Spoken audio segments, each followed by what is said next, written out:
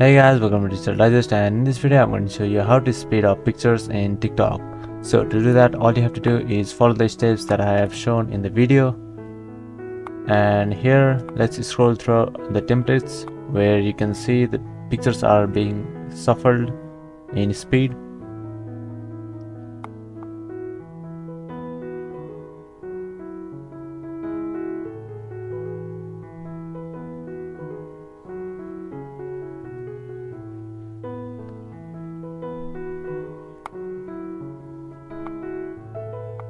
So here you can choose any template that you like.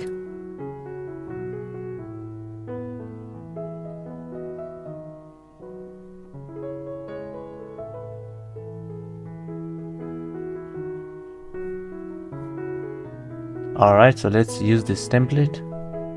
Now all you have to do is select the pictures that you want to add to your TikTok. So I'm just going to select some few pictures.